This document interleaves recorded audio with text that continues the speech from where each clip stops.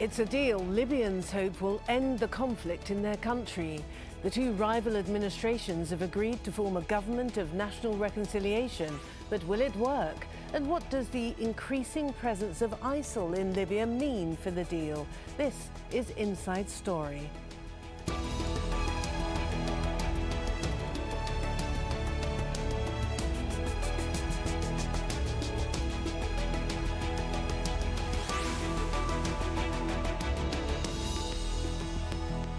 Hello and welcome to the programme. I'm Martine Dennis.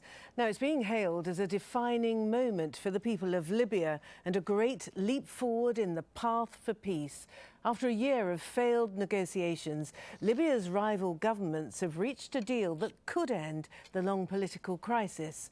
Elections are being held within the next 2 years. But can the two sides overcome divisions within their own ranks and bring stability to the country? Well, they face an immense challenge in governing a country that's been in turmoil since Muammar Gaddafi was toppled in 2011. Various militias have dominated the landscape since then, exploiting the political instability. Disarming and disbanding these groups have been major stumbling blocks in the political process. And the UN warns that the scourge of ISIL is still a major threat. Well, let's take a closer look then at this agreement.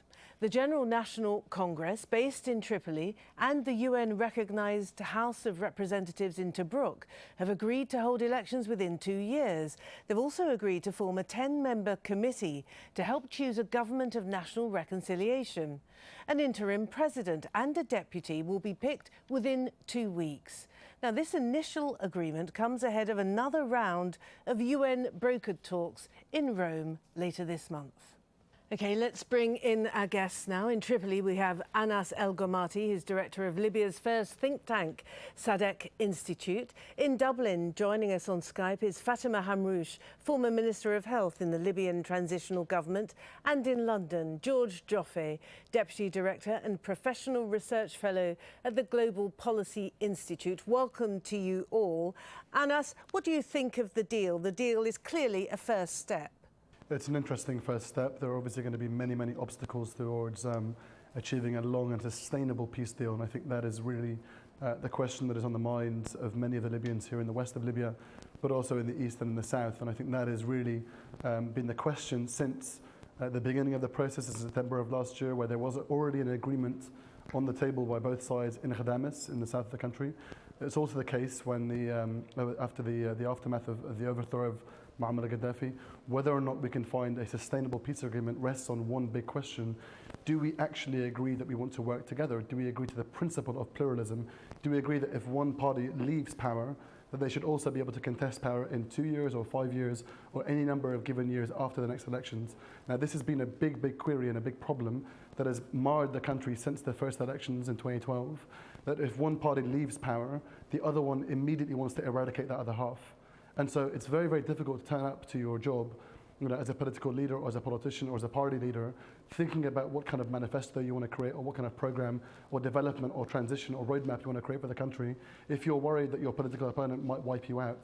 The priorities in that list may become, my life versus, the transition or the roadmap that I want to create. And I don't think you can create a healthy roadmap or a transition in the country if you're worried about an existential question like, am I going to be killed today?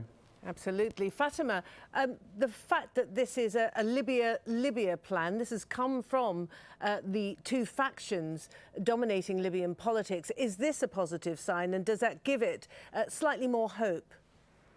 It is indeed a positive sign. We hope just that they move on from the point of where the United Nations effort have ended, basically, not to start from scratch and go to square one. Hopefully this is the intention and this is the goal. And George, Anas has pointed out a fundamental problem, and that is a problem of ideology as to whether the parties involved in Libyan politics today actually believe in a pluralistic system. Do they? Well, I think most Libyans certainly do. But the problem is that government has been split now for so long, it's well over a year and a half, that it's very difficult to see how you bring the two sides together. The agreement's very hopeful, But again, don't forget, there was a basic agreement on the table way back at the beginning of October. It was over the details that people quibbled, and that's why it didn't go into practice then. And it's not clear to me that those people who spoiled the deal then are necessarily going to let it go forward now. And they're still very powerful. They still dominate in Tripoli and also in Tobruk. Now, given that, it's very difficult to see how you can push this forward, particularly given the fact that both governments now are illegitimate. And therefore, in a sense, there is no one to really represent the Libyan point of view. All right, well, let's have a closer look then at these two major factions. Of course, previous political deals, as we've already heard, have failed to end the fighting, and armed groups have grown exponentially. They remain divided along political and ideological lines. There are two rival administrations. The first is based in Tripoli. That's known as the General National Congress, the GNC, which has refused to give up power. It did that in 2014. The other is the House of Representatives, which is in Tobruk, in the east of the country, and that's recognised by the UN as well as the Arab League. Now, each government is backed by powerful armed militia competing for control of the country and its resources. They're involved in almost daily violence. Add to that the army, commanded by former General Khalifa Haftar, who once worked for Gaddafi and has allied itself with the Tobruk government. Now, the chaos has been made worse by fighters who don't follow the main political group. Some of them have claimed allegiance to ISIL and have stepped into an already crowded battlefield. And there are growing fears that ISIL is extending its presence in Libya. The weakened security situation has given the armed group an opportunity to establish a base outside of Iraq and Syria. It's estimated that there are up to 3,000 ISIL fighters in Libya who control large parts of the cities of Derna and Sirte. Well, the UN has warned that Libya needs to unite before this ideology spreads. The country is divided now. It has two governments, it has two parliaments, and this is not normal.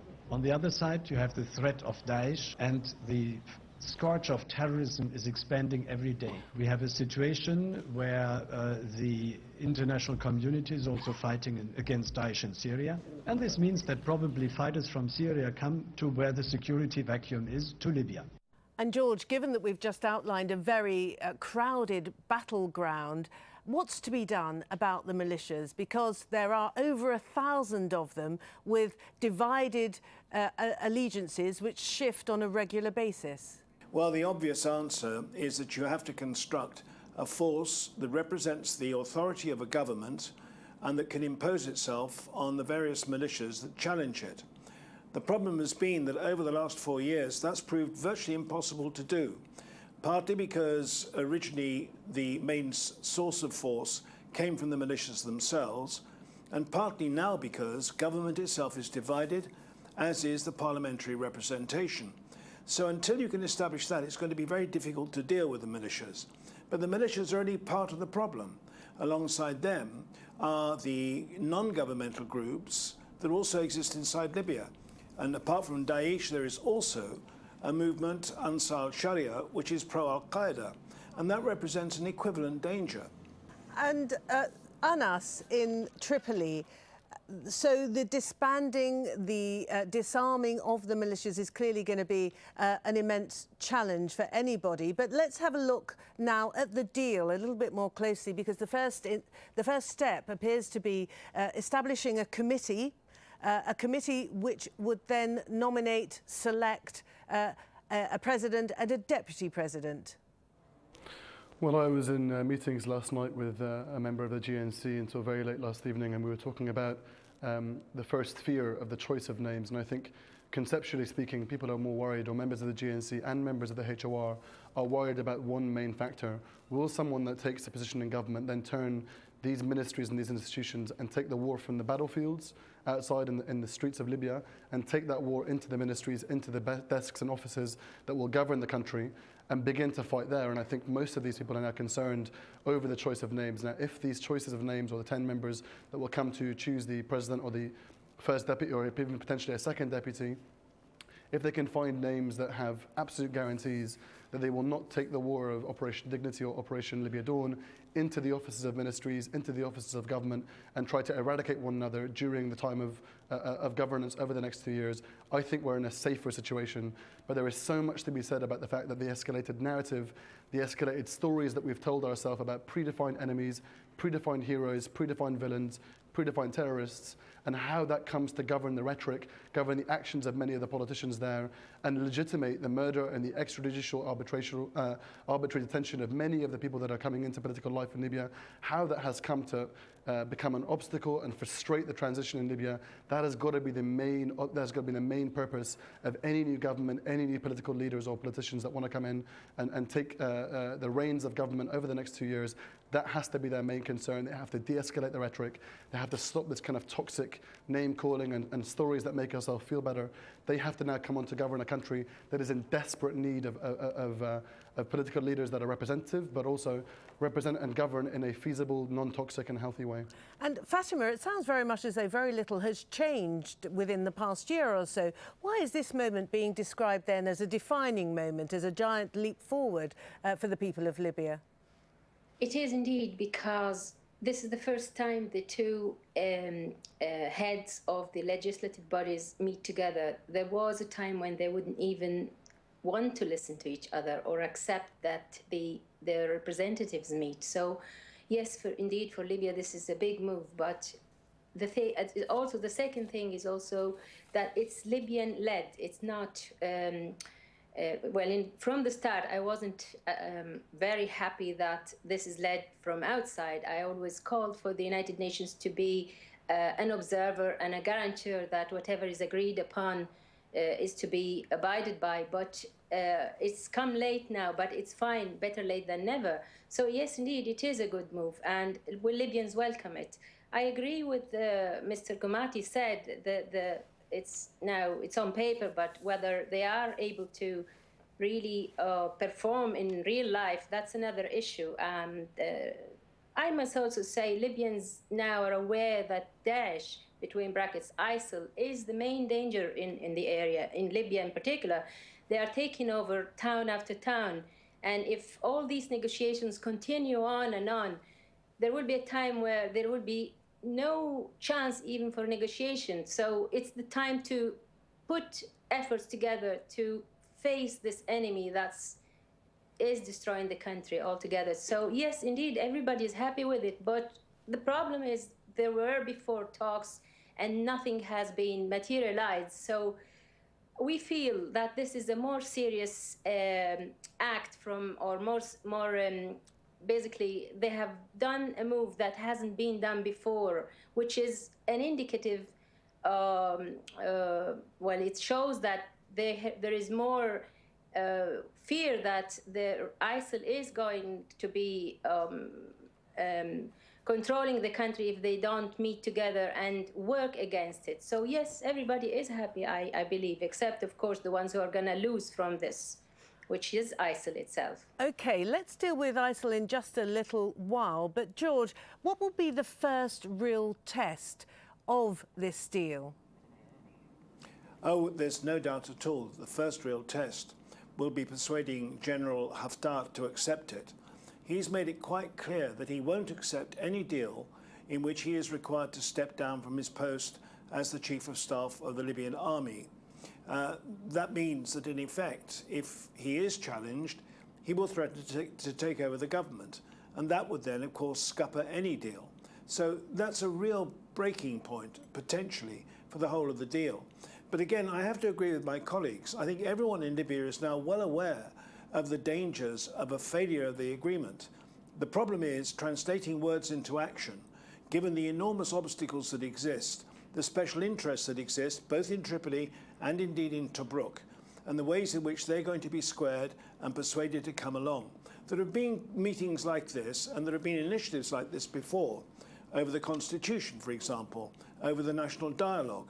And they've all come up against the problem of translating very good intentions into meaningful action. And Anas, ISIL, is ISIL and the presence of ISIL, particularly in Derna and in Sirte, Is this focusing minds and actually forcing people to consider much more seriously, putting aside their differences, ideological or otherwise, and getting on with the deal? Because without a coherent government in Libya, of course, ISIL will be the winner. Well, ISIL was Gaddafi 3 years ago, and I think in 5 years we'll find another enemy to find ourselves. Now, I don't dispute that it's a priority, it certainly is. And for the average man in the street, I don't think he really cares whether or not it's just ISIL that is going to end up putting a bullet in them, or whether it will be someone else putting a bullet with them, because bullets with beards or bullets with shiny faces or bullets with whatever are still lethal. They're still going to kill you. And I think in that respect, you know, if one came from Mars and tried to look at the way in which Libya is governed, could they really tell a difference between what is internationally recognized, what is liberal, what is Islamist, what is ISIS, when they look at the prisons? I mean, the disastrous situation that we find ourselves in now is, if we end up taking what is a priority, but creating a story here that we need to all come together to fight ISIS, and let's say that we won. Let's say that we found ISIS, or we removed ISIS from Libya, we'll be back in the same position 5 years from now. We need to agree upon principles. If 2 militias or 3 militias come and use ISIS, or use whoever uses ISIS in the service of achieving political power, achieving you know, the monopoly on the military use, or you know, on the monopoly on the use of violence, we're going to be back in the same position again. I think for some people within the dialogue, they think it's a priority. Others may think they want to use this in the service of achieving political power, or saying, I'm the guy for the job. But ultimately, we'll be back on the same page again. What's really, really important for Libyans is not just getting rid of getting rid of Gaddafi or getting rid of ISIS, but who's going to build our schools? Who's going to build our hospitals? Who's going to get this back to a regular, you know, normal, predictable way of life, so that we can begin to kind of build something? Destroying ISIS is not a project for the country. It's certainly a security concern, and it's certainly concerning to many people from a security perspective and the international community. But for Libyans, they find themselves in a situation whereby life has actually gotten worse in a sense of security over 4 years, 5 years. Who is going to bring back that ability for us to say, look, if we're going to have an election, elections govern, not stories. Whether it be stories about Gaddafi, stories about terrorists, stories about ISIS, this is about the governance of the country. Now, I think if they end up using this in the very, very short window that we have now during the negotiations, to say, don't worry, we'll get a fighting force here, and then we'll sort out our differences between Islamist, liberal, shiny face, bearded face, whatever kind of face in 3 years' time or 2 years' time, we're going to be back in the same situation again. How do you get them from going to the altar, exchanging vows as the bride and the groom, and then living happily ever after again? If they've taken also the hatred that they've got now from the international community, from the UN, from the failed mission of Lyon, and said, we'll work together in Libyan dialogue because of our mutual hatred for the UN, how are they going to build the country? Who's going to shadow their ministries and become that fair, honest broker that the country has needed for the last 4.5 years? There are serious, deep questions that are not going to be answered by who's going to fight ISIS. There are serious, deep questions about the future governance of this country that will last longer than the next 2 years or 5 years or 50 years. Absolutely. And they have to be discussed now. Point well because made. There's no time to discuss them tomorrow. Point well made. But Fatima, it must be acknowledged that the growing influence of ISIL in Libya does attract the attention of the international community, leading them to consider whether to get more involved. There is some suggestion even that Western powers could be prepared to get involved militarily again. Is international concentration on the situation in Libya, even if it's just through the prism of ISIL, is that helpful? From the beginning, the involvement of the international community in Libya has been done in the wrong way. I never agreed on the raids that were done by NATO on the country. That should have been done in a better way. Now, my fear now, and from what you hear in the news, from when the Minister of Foreign Affairs in Italy speaking, the Italian news, they are all speaking about forces ready to come to the country to free it from ISIL. Italy has doesn't even find it difficult or embarrassing even to say that Libya is the previous colony of Italy, and this tone has never been heard before. And I am very worried about this news basically coming from Italy. Libyans don't want boots on the ground. They don't want intervention in a way that interferes with the power in Libya, although what I must say, the raids have really diminished the power of the army in Libya, destroyed it completely in 2011. Now, what we're hoping from the international community is to deal with the roots of the subject, which is why ISIL has come to Libya. These people who are in Libya now from all countries of the world, they have passed airports, they have passports and land ports, borders from other countries where control checks are available. So how on earth thousands of people come from different countries not being noticed by anybody until they reach on Libyan soil? Now here is something that has to be addressed. You don't fight and bombard a country that has become a victim of God knows what it is, to be honest. I don't want to be pointing fingers, but I must say, whatever country these people came from, is aware of them leaving their borders. So, yeah, right. Okay, can I move on to George? And then, if we are extolling the virtue of a homegrown solution at this stage, is it helpful then to take the process to Rome, which is the plan at the moment, for next week, for the Libyan problem to be under scrutiny by the international players? Lavrov of Russia will be there, John Kerry of the United States will be there personally to make sure that this gets some momentum. Is that necessarily going to derail what we're hearing in a fairly hesitant but nonetheless a fairly positive way, welcoming the fact that this is a Libyan solution to the Libyan problem? Well, I'm not certain that Rome would be the best place to go. But the idea of an external environment in which the discussions take place is not new.